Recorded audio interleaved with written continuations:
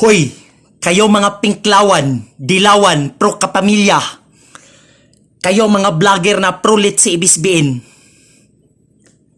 Plano kayo bigyan ng prangkisa sa Channel 3? Wala nang Channel 2. Bakit Channel 3? Hindi ako papayag ng irinyo yan. Kami mga DDS vlogger, galit kami sa'yo. Kayo mga putang ina ng mga demonyo na ang mga kongresista, tumigil na kayo.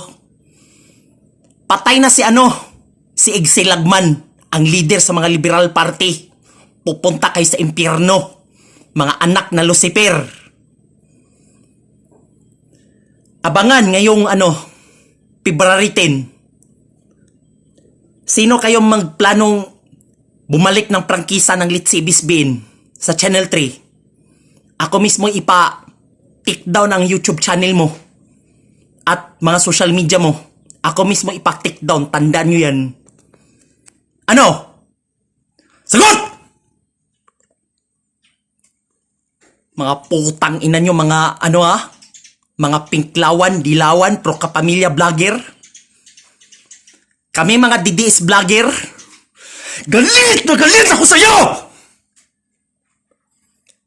Ikaw, traidor na PBBM, lumayas ka?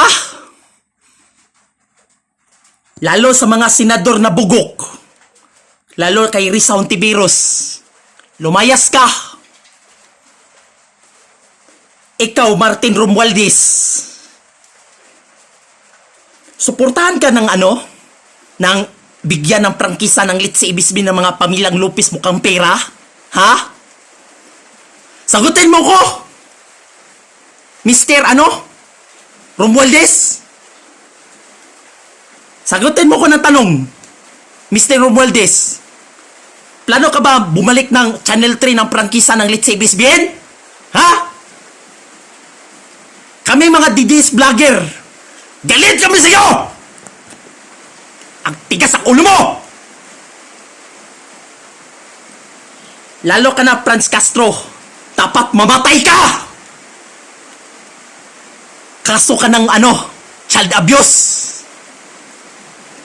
Kasali mo si Raul Manuel at Eileen Brusas, dapat mamatay kayo! Sige! Ipa-impit si Pipi Sara! Ako mismo ipalabad ko sa'yo! Mga demonyo! Mga Lucifer! Hindi ka ba titigil? Ha? Pwede ba tumigil na kayo? Tayo mga Pilipino, ganyan ugali nyo! Hindi kami fake news! Totoo kami!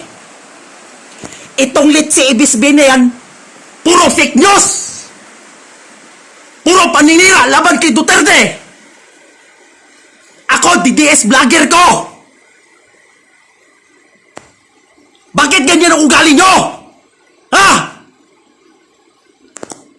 Hindi ako papayag irinyo ang prangkisa ang Litsi IBIS-BN na yan!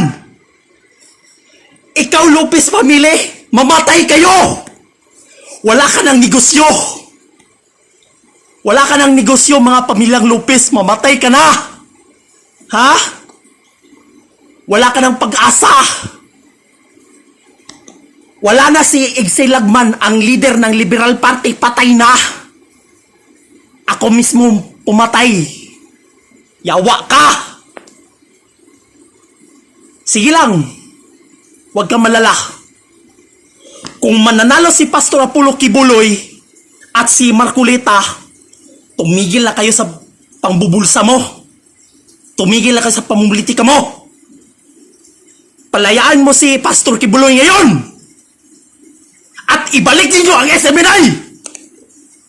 Ang Litsi IBIS-BN, huwag ibalik. Ha? Yawa ka!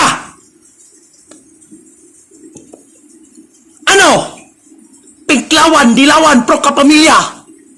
Walang Diyos ang maniniwala sa inyo.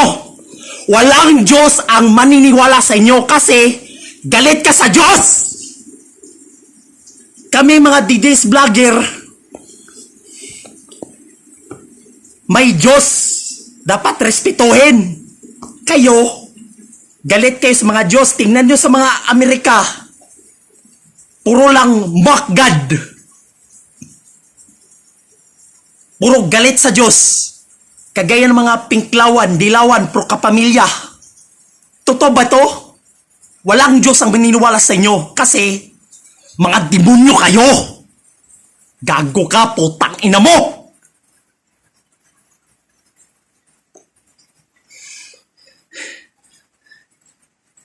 Silang Bam Aquino, Kiko Pangilinan, at lahat ng mga makabayan black na senador, ang mga kakampi ng Pinoy gaya ng Liberal Party, wag iboto. Hindi ako papayag i-renew ang prangkisa ang Litsi Bisbin, lalo na sa senador. Hindi ako papayag imananalo yan. Ha? Hindi ako papayag ipananalo yan kasi mga demonyo kayo. Ako, gusto ko mananalo ang mga mga Team Duterte. Ang Team Duterte, malinis yan. Mga Team Marcos, mga kakampi ng Pinoy, gaya ng Liberal Party, Makabayan Black, ang dudumi nyo. Putang ina mo. Ha? Masaya na ba kayo? Hindi kami masaya.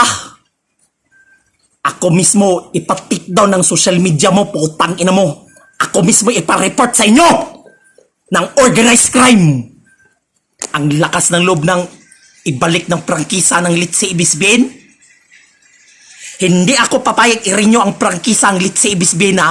Ang tigas talagang ulo mo. Ano? Pwede ba tumigil na kayo? Ang gusto kong mananalo, mga Team Duterte! Kung mananalo si Pastor Kibuloy at si Marcoleta, tumigil na kayo. At malinis ng kalsada, malinis ng buong Pilipinas, at iwasan ng traffic sa buong Pilipinas.